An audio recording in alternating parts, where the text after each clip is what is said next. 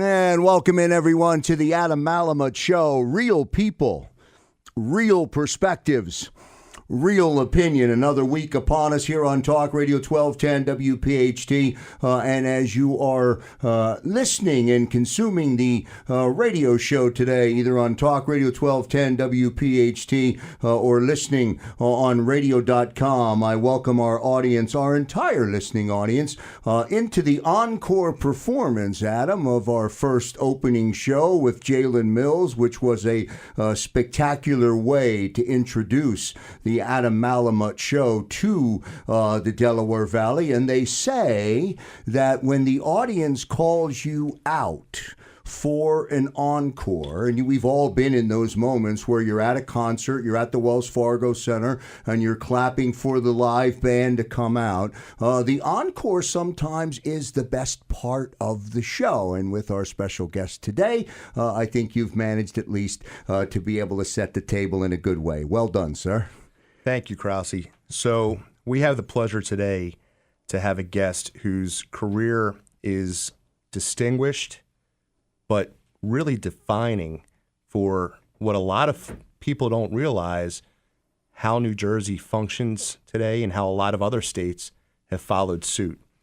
An Army veteran, served in the Army, and I won't date him by giving you the years.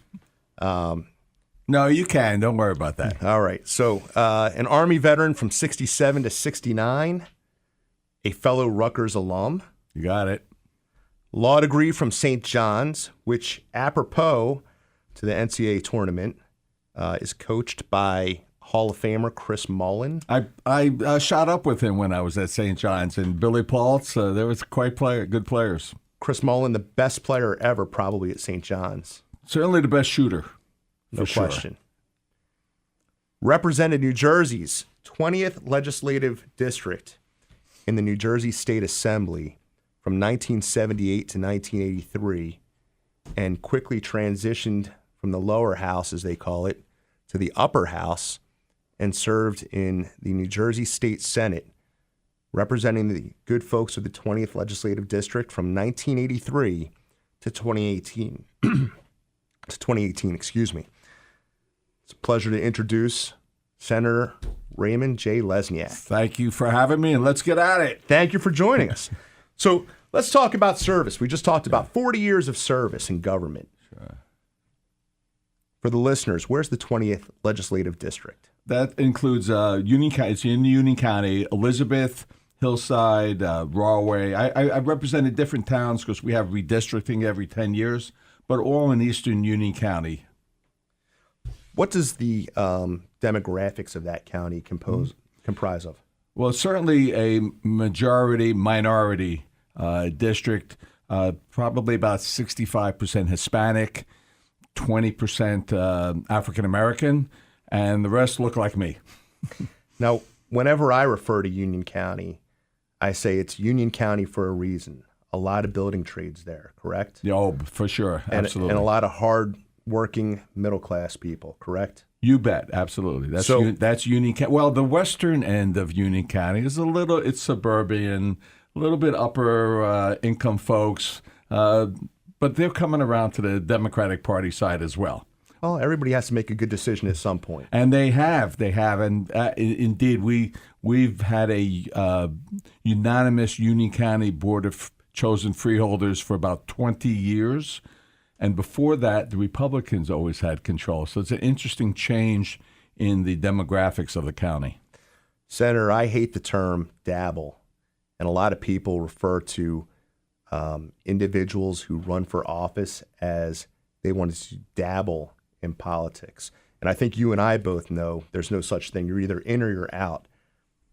You were in for 40 years. 40 years in the legislature. We may have listeners that aren't 40 years old. Well, actually, what everyone should know is when I first ran for office, I was too young to even vote for myself.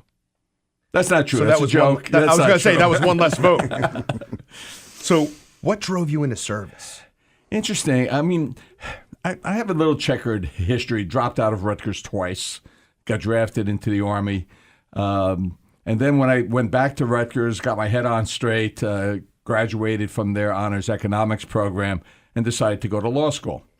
My mother accused me of going to law school to avoid getting a job.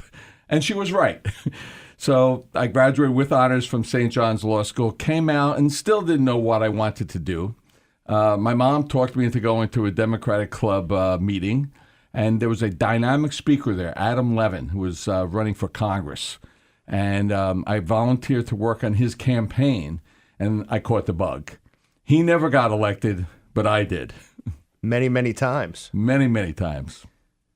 So not only were you elected and not only did you serve in the state legislature, you served the party in other capacities. You were the New Jersey Democratic State Chairman. That happened when the legislature, the Democrats in the legislature got wiped out when Governor Florio was in office because of a $2 billion tax increase, but most importantly, a tax on toilet paper, which was symbolic of and caused the anger that wiped out the Democrats in the legislature. And the governor turned to me to bring it back and get him reelected. His popularity at the time was 18 points. That's pretty bad. He lost to Governor Whitman by 1%. So I brought him close. And indeed, my consultants were James Carvell, Bill Clinton's consultant, and David Plouffe, President Obama's consultant. So I had a good team with me. And what a lot of people may not realize is you went on to chair Clinton Gore and Gore Lieberman for New Jersey. And indeed, if Al Gore had won, which he probably did, but if Al Gore had won against George Bush, I was going to be ambassador to France. Not a bad place to be. Parce que je parle français. I speak French with a New Jersey accent, though. Okay. Well, I'm not quite sure how that works, but we'll talk about that later. Oh, it does too. not work well when you're in France. Depends on if it's a North Jersey or South Jersey accent. And finally, the sacrifices of service. Let's talk about that briefly, and then we'll come back after the break. What did you give up for all these years to serve the people? Well, the interesting thing about that is, and my dad would tell me, if you love your work, you never have to work another day in your life. So I never saw it as a sacrifice because I loved every single day I was in office. This is the Adam Malamut Show here on Talk Radio 1210 WPHT. Your family is counting on you, but who can you count on for help? Go to injuredworkers.com. We'll get to a commercial break. We'll come back after the commercial break with our special guest. Senator Raymond Lesniak is in the studio. This is the Adam Malamut Show. Real people, real perspectives, real opinion. Back in a moment. And back here on Talk Radio 1210 WPHT, whether you're listening on the radio dial or you're listening on radio.com, we thank the audience for tuning in to the Adam Malamut Show. Real people, real perspectives, and real opinion. Good guest in studio, Adam. We'll continue our conversation with Senator Raymond Lesniak joining us in the studios. So, Senator, your success has undoubtedly been your passion. And your passion has left an indelible footprint in New Jersey and extended well beyond the borders of New Jersey. We were joking around before the show that we could probably take a show for each decade that you were in the legislature and talk about what happened during those decades. Unfortunately, we only have an hour, but I may ask you to come back. I was just going to say, you may be coming back on this. I'd love to come to Philadelphia. It's a great city. Outstanding, and we feel the same way. So let's talk about some of the things you've done in New Jersey. Abolishing the death penalty. That was quite a fight, and it was not a popular issue, and indeed it wasn't. What's ironic is in 1983, I voted to reinstate the death penalty in New Jersey. I was a young politician. It was not a popular issue, and I gave in to the popular point of view. Some years later, I was more confident, and I was able to stand up for my principles better. And Joe Roberts, the Speaker of the Assembly, was a strong supporter of it. It passed with the minimum amount of votes in both houses. Governor Corzine signed it, and there was a ceremony whenever a state or a nation abolishes the death penalty. And by the way, we are one of the few nations that still have the death penalty. Iraq, China, folks like that, Iran, they have the death penalty. We don't. Israel doesn't have the death penalty. As a matter of fact, they made one exception for Adolf Eichmann. Yeah. That's understandable. Sure. In any event, they light up the Colosseum, and I ultimately won a Human Rights Award in France for my work. Hence your mastery of the French language. Exactement. The Marriage Equality Act. Another great and another incredible battle that was not popular. When I first put it up for a vote, of the 24 Democrats, it only received 13 votes, and it got one Republican. A few years later, it became the law of the land, and indeed, I hosted the first same-sex marriage in my home. I was very proud about that. And that has helped to break barriers, which amazingly, in this era, there still are barriers, but that has helped to break barriers in so many other states. And also, it meant more than marriage for same-sex couples. It also meant acceptance, that they were just like everyone else. They just had different sexual orientation, and they certainly shouldn't be discriminated against because of it. Absolutely.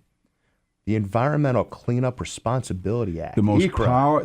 ECRA. The most powerful environmental piece of legislation that exists in the country.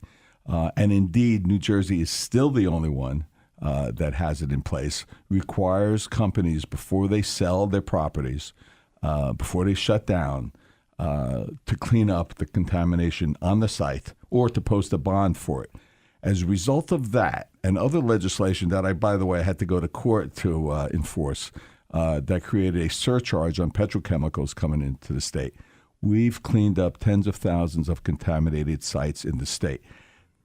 New Jersey was flooded with contaminated sites. The business community went crazy when I sponsored this legislation. It's going to shut down the economy. Indeed, you can't have a good economy without a clean environment. Now that probably, although it's not the most well-known, I think the sports betting thing that we'll talk about is the most well-known, but probably is the most significant piece of legislation, at least specifically for the people of the state of New Jersey and our economy that I've ever sponsored. And you speak of the economy. Historically, people have looked at New Jersey as being toxic waste. It's the reputation that we've earned, and unfortunately, we still have that reputation to a certain extent, but it's not earned. It's not real. And that's part of what that legislation did. It helped to dispel the myth of who we are and our lack of environmental concern. Oh, absolutely. And the business community, most importantly, knows that because they also want to locate and keep businesses in a clean environment for their workers. And that created real penalties for people who are not compliant. Oh, yeah. Well, they had to pay millions of dollars to clean up the garbage, the contaminated stuff. By the way, how about my Exxon lawsuit that I lost before the Supreme Court? Christie gave away billions of dollars to Exxon, and I lost on standing. Not because of the merits. I would have won on the merits, but unfortunately the Supreme Court, which made a mistake, but as we know, they can't make a mistake. They're the Supreme Court. That's right. Said only the state had standing to challenge an agreement with a third party. What's that all about? That makes no sense. But in any event, I fought that to the end, just like I did sports betting, with a different result, though. Senator, you talk about standing, you talk about the Supreme Court. The voting public doesn't necessarily always appreciate the importance of those big elections and the impact that has on policy, all the way down to environmental economic issues, because Social justice. social justice. Yes. Once the Supreme Court gets a hand of it, they become their own legislators, right? We call it judicial legislative making. Well, legislation. it happens when the legislature and the executive branch of government are not doing their jobs. Then the courts have to step in. Safe Drinking Water Act. Oh, that was a huge one. Oh, my God. It was incredible how we did not require, no state required, this was, again, a first, testing for hydrocarbons that were cancer-causing. And I established the Safe Drinking Water Task Force, or whatever it's called. But they yearly evaluate, because science changes and you learn more and more about toxicity, evaluate what we have to test for in order to keep our drinking water safe. Now, I'm going to move quickly through a couple of these because I want to get to one real important one in the next segment. The Humane Society. You've been working with them. I have. I got involved in protecting animals from animal cruelty and extinction when my 19-year-old love of my life, Brittany, passed away. And I saw at the hospital, a flyer for raising money for folks who couldn't afford life-saving treatment for their animals and dogs. That was my first step. After that, I became addicted to. As a matter of fact, a plug. I'm hosting Chelsea Clinton at the Lesniak Institute for American Leadership at Kean University. Next week, she wrote a book, Don't Let Them Disappear. It's a children's book about extinction of animals. Oh, that's outstanding. So I'm going to move through the next two, and I don't want to minimize the importance of these because these are both extremely important. Ponter versus Ponter. Oh, wow. That was when I was a legal services attorney. This was after Roe versus Wade said women had the right to choose whether they wanted an abortion or not. However, doctors would not sterilize a woman if she wanted it without their husband's consent. Mrs. Ponter, who was on welfare, was a poor person, didn't even know she was separated from her husband, didn't know anything about him. Doctors still refused to do it. So I went in court and won a women's rights case that gave a woman a right to choose over any medical procedure over their body, and that's the way it should be. And right before we take a break, I want to talk about the economic incentives that you legislated, you created. 70,000 jobs for the building trades. More, over 100,000. Over 100,000. Well, by now, that statistic's a couple years old. And let's talk about the impact.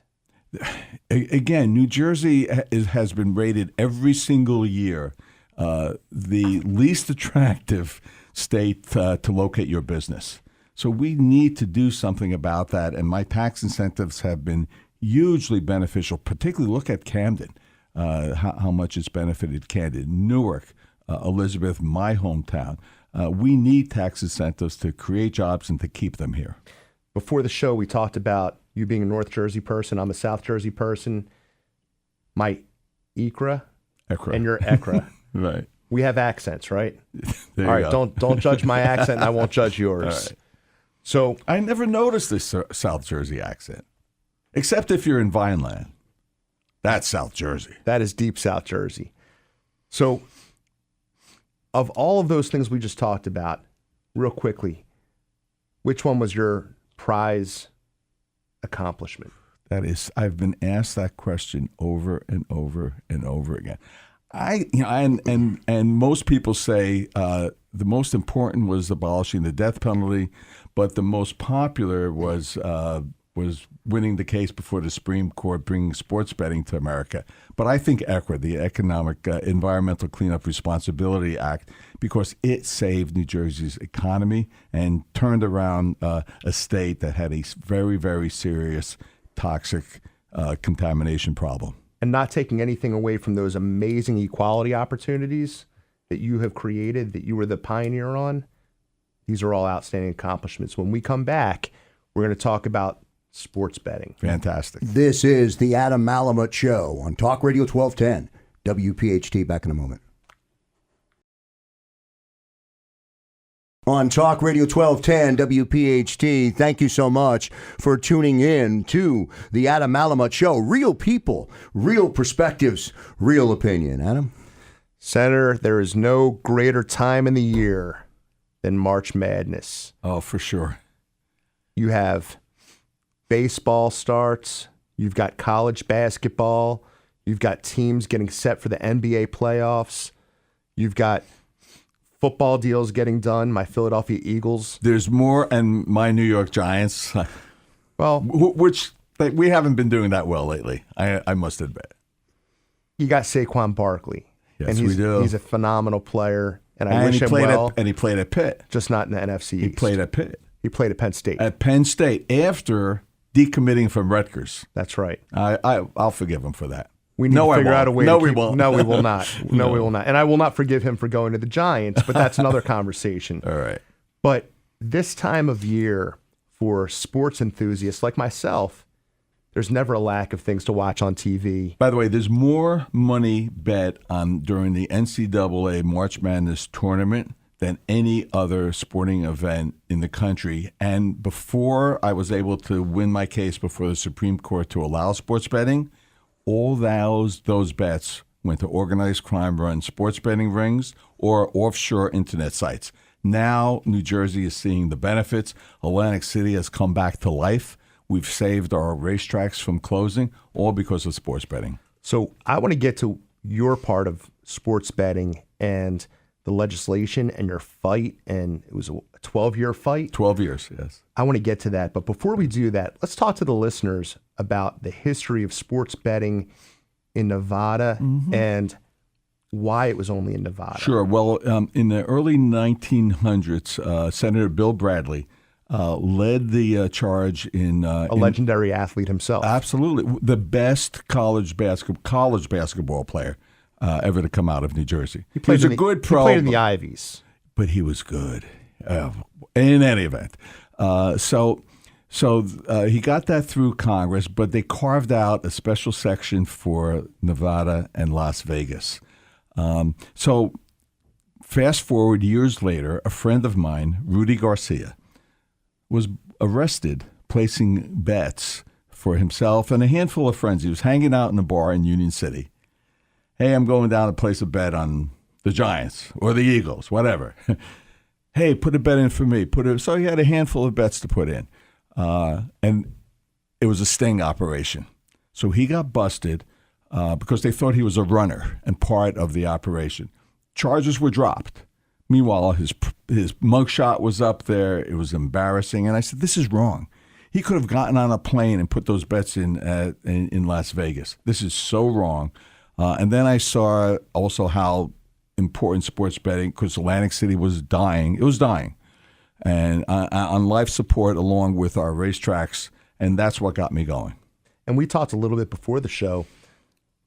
Atlantic City concerns, jobs, revenue. Yes. These all tied into the reason why sports betting shouldn't be prohibited in New Jersey, correct? Oh, absolutely. I mean, Atlantic City lost 15. Can you imagine that? One city, 15,000 jobs.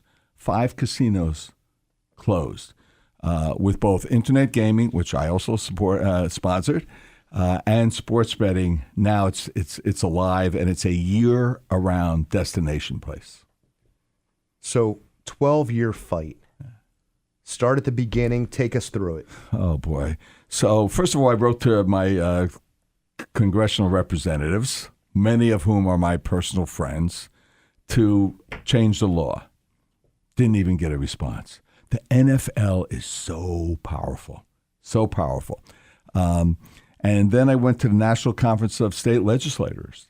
You would think, because they represent states' rights organizations, and Sure. I couldn't even get a resolution introduced to repeal the law. So I said, I got to go to court. And I did what lawyers do. I did some legal research, and I came upon the 10th Amendment argument, the one that ultimately won, that the federal government cannot tell a state government what they can and cannot do. They could have made sports betting illegal, but then Las Vegas wouldn't have it. So what they did was got away with saying states cannot authorize sports betting. I lost at the twice at the Court of Appeals, went back and forth. And of course, as you know, it's a over 20-year law passed by Congress. District courts, Court of Appeals are very, very reluctant to overturn that. So I had to get to the Supreme Court. When I finally got to the Supreme Court, we won. So a quick digression. A parallel can be drawn in that 10th Amendment argument that you had made with marijuana now, can it? No, because I'm sorry. No.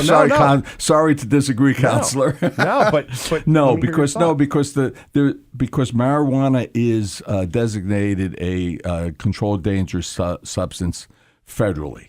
Okay, so they did that. I'm not supportive of it, but they did it right that time. If they had said states cannot permit use of marijuana, then it would have been a 10th Amendment argument. So important distinction, because we're talking about federal control over states. Exactly. And that's why it's important for people to recognize the freedom that we have as a state is something that is not just granted to us. It's in the Constitution of the United States of America. But as a lawyer, you know that's not enough. No, we had it to isn't. fight for it. Had to fight for it. And suffer 8 defeats before winning, and had to go to the U.S. Supreme Court. So why were people in New Jersey opposed to sports gambling? Wait. Well, I put a referendum on the ballot that won overwhelmingly. Unfortunately, some of the casinos in New Jersey were opposed to it because they were most of them are owned by Nevada casinos, and they didn't want to lose their monopoly. But I overcame that opposition, obviously, ultimately. And that wasn't going to deter me. No way. But I don't think people realize that the Nevada casinos were willing to sacrifice Atlantic City and everything that Atlantic City is just to protect their fiefdom. So what else is new? I mean, Right? They took the profits from Atlantic City and allowed Pennsylvania, New York. They invested it in other states that have drew away people from Atlantic City. So look, it's the bottom line for them. That's not for me. Who am I to judge? But I am to judge to do something about it, and I did. And you did in grand fashion because you won. Thank you. It's always nice to win. Winning is always better than losing. Absolutely. For sure. So you took on Vegas. You took on the NFL. You took on the NFL. Let's talk about that. That was the big one. I mean, they fought, and they're so hypocritical. The NFL was against sports betting in America. Meanwhile, they played 4 games in Wembley Stadium where people were betting in the stands on their games. They played a game or 2 in Mexico City where sports betting is allowed. But they didn't want it in America unless they got a piece of the action. What role did the NCAA have in any of this? The NCAA bully. It's all in the book. I thought you were gonna. I'm gonna talk about your book. Okay. The NCAA tried to bully us. You can't bully New Jersey, right? That's right. Anybody from New Jersey knows you can't bully us. So they said no tournaments in New Jersey as long as we're challenging the ban on sports betting. And my response was, when we win, the only state that you're going to be able to have your tournament in is Utah, because everyone else is going to follow our lead. So the listeners don't know, but you almost just hit me with one of your books called Beating the Odds. There we go. And Beating the Odds is a book that you authored about your journey through legalized sports gaming. Correct. I don't want to give up all the goods on the book because the listeners need to go out and buy the book. Thank you. And you can buy it at the LesniakInstitute.com. Excellent. And it's cheap, $15. Can't go wrong. You can't go wrong. No. And for people like myself who are enthusiasts. Well, I'm going to give you an autographed copy. I will And I'm gladly going to give accept it. Joe, you get an autograph. No, actually, I have one in the car. I have to give one to Senator Troy Singleton? Singleton, who introduced me to this show. Absolutely. And I'd be happy to carry it for him. Sure. So you gave us a quick teaser before and we'll come back to your book in a couple minutes. But you've got a book signing tomorrow. Is that right? At resorts. It's the Elite 8 games, 2 to 4 at the Resorts Casino. I'll be up at the Meadowlands. It's far drive from Philadelphia, but at the Meadowlands racetrack for the final game with a book signing as well. And the final game is Monday April. Monday night, April 8th. April That's 8th. it. Yeah. So there you go. That'll be a big day. For our listeners, Monday, April 8th, 2019. That's Meadowlands. That's the Meadowlands, but Saturday, which is not tomorrow. I forgot about that. Sorry. Yeah. So, but you're getting around and you're getting exposure and you're having an opportunity to speak to people in real time and talking to them about your book. What a journey. So before I leave your book now, and we'll come back at the end of the show, did I miss anything from your book? I want to talk about how Governor Christie tried to stop me 3 times until I finally got him on our side. I like to say that I brought the ball to the to 10th and goal, to the goal line. He pushed it over the top. But he's tried to stop me along the way 3 times. So tell us about, and I'm very curious to hear about that. When we come back on break, we'll get into your dynamic with Governor Christie on truly beating the odds. But tell us about your relationship through the legislature with Governor Christie. Not good. He's vetoed many of my important pieces of legislation. Criminal justice reform legislation, trying to convert abandoned, boarded up, foreclosed homes into affordable housing for folks.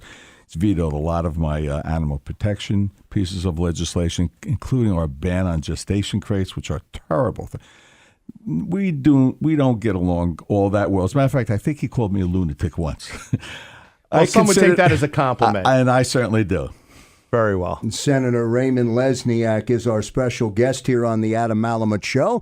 As you consume the radio program today on Talk Radio 1210 WPHT, name of the book, Beating the Odds. More with the Senator after the break.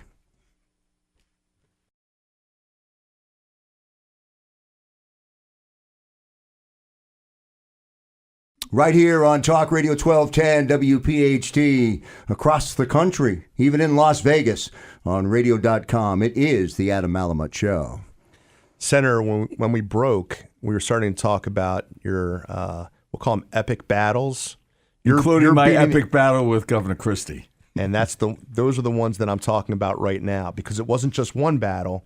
It was a number of battles you had with him. But let's talk about how you beat the odds with him with sports gambling. Sure. He actually vetoed a bill of mine for sports betting, and it upset so much the Republican legislators from Monmouth County, which is a solidly Republican county, but also is the home of Monmouth Racetrack, which would have closed in a couple of years without sports betting. So Senator Joe Carrillos, good guy, Republican, but still a good guy, went to Governor Christie and said, Governor, we are going to override your veto. Now, governors don't never want to have their veto overridden, because if you can override a governor once, you can do it 2, 3, 4. It's a free for all. They don't want that. So Christie said, okay, make some tinker with it, get it to me again, and if you read the book, I got it to him in 4 days. Put it on his desk, and then he finally started supporting it. Tell the listeners about some of your allies, because you couldn't have done this alone. Well, certainly Senate President Steve Sweeney, because I had to get emergencies in the legislature, and he was with me all the way. Then Assemblyman Troy Singleton was a big supporter, along with Assemblyman Ralph Caputo, who was a former casino executive. So he knew the issue very well. And, of course, the aforementioned Senator Joe Carrillos. So I had a lot of legislative support, Democrats and Republicans, and that's certainly what was needed in order to threaten Governor Christie with an override. So I hate to get into how a bill becomes a law, but when you initially started drafting the bills, what year for a time reference? Oh, God. So probably, I don't know what year, in 2012, I guess, somewhere around. I filed my first suit pro bono, and Governor John Corzine joined as a plaintiff. But then Christie defeated him. Christie refused to join. Which none of us thought was going to happen, by the way. Or at least I didn't. I did. As smelled a it from former North Jersey? Democratic state chair, I saw what was going on. In any event, then he refused to join, and I was bounced because of standing. Thank you, Governor Christie. No, thank you. However, I also lost because New Jersey's Constitution did not allow sports betting. So the judge said, you have to amend the Constitution, which I did. Again, got through both houses, which you need a supermajority. So again, Senate President Sweeney, now Senator Troy Singleton, got it through. We put it on a ballot, and it got, I think, 70, close, either 1% or the other, 70% approval. This is something the public wants. It's their right. We should benefit from it and not organized crime-run sports betting rings or offshore internet sites. What has this meant economically for the state of New Jersey? Well, again, it's brought, first of all, hundreds of millions of dollars for our state treasury, but equally, if not more important, jobs. Those jobs are back in Atlantic City, and most of them have returned. 2 or 3 casinos have opened or will be opening again. And what's important about our racetracks is not just the jobs that go there. New Jersey, here's a good fact for about New Jersey. We have more acres of horse farms than any state in the nation. We would have lost those if the industry died. That's how important sports betting has been. And when you talk about jobs, we're not talking about the people who just merely take the money and hand you a ticket for a bet slip. We're talking about the people who work the restaurants, in these facilities, park the cars, maintenance. We're talking about jobs that people need. And high-tech jobs as well. And a lot of really high-tech good jobs. high-tech jobs and shopping opportunities because people are now coming to Atlantic City year-round. What I used to say was what annoyed me is during Super Bowl week, you could not get a room in Las Vegas, but Atlantic City was a ghost town. No more. You won't be. And I also said, book your rooms now because I knew we were going to win ultimately. Book your rooms now because for the Super Bowl, Atlantic City will be packed, and it has been. I will give them a plug. Ocean Resort, which is formerly known as Revel in Atlantic City, yes. failed. Beautiful building. Failed. They were on the brink of potentially failing again. They have some great new ownership.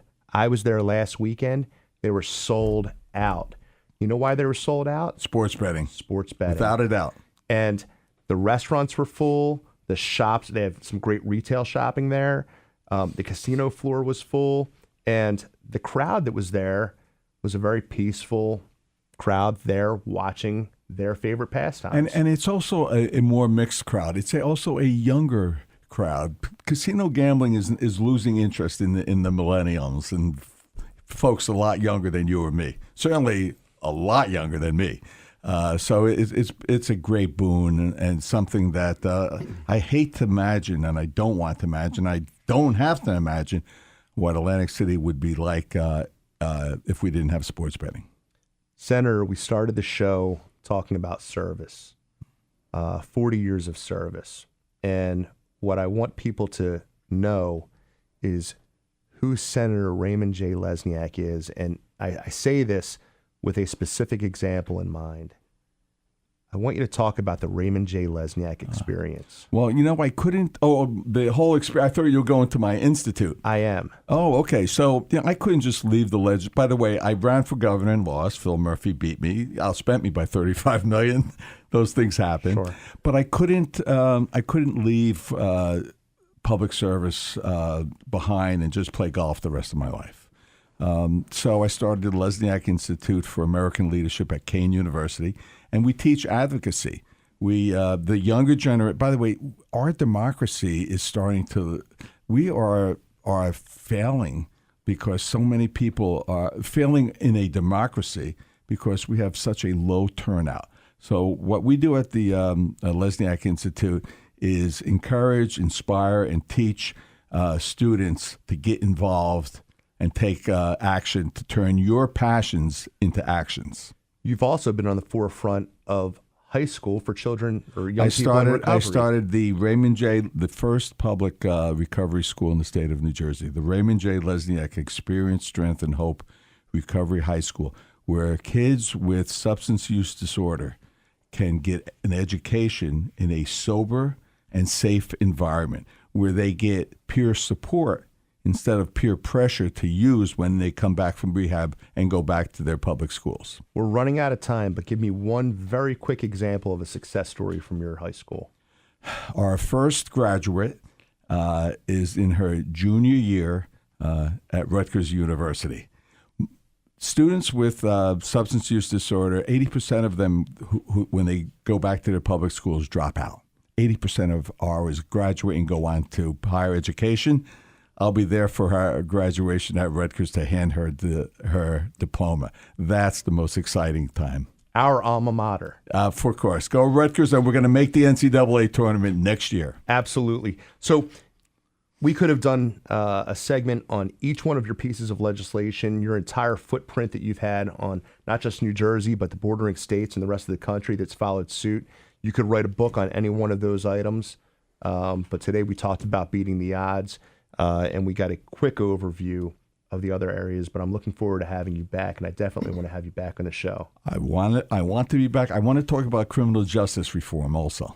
We're going to do that, and we're going to see if we can get our friend Governor McGreevey involved in that. Wonderful. Fantastic. Thank you for appearing on the show. I really appreciate it. My pleasure. Thank you. Senator Raymond Lesniak, Adams' special guest here on Talk Radio 1210 WPHT. Before we say goodbye, one quick reminder. Beating the Odds, the epic battle that brought legal sports betting across America. You can meet the senator on the night of the NCAA Championship, April 8th. And Senator, that you will be where on that Monday night? At the Meadowlands Racetrack. You'll be at the Meadowlands Racetrack. We look for you there. That's going to do it for the Adam Malamut Show here on Talk Radio 1210 WPHT. On behalf of our special guest for the full hour today, and of course our gracious host, Adam Malamut, I'm Joe Kraus. See you next time, everybody. Next time, everybody. Next time, everybody.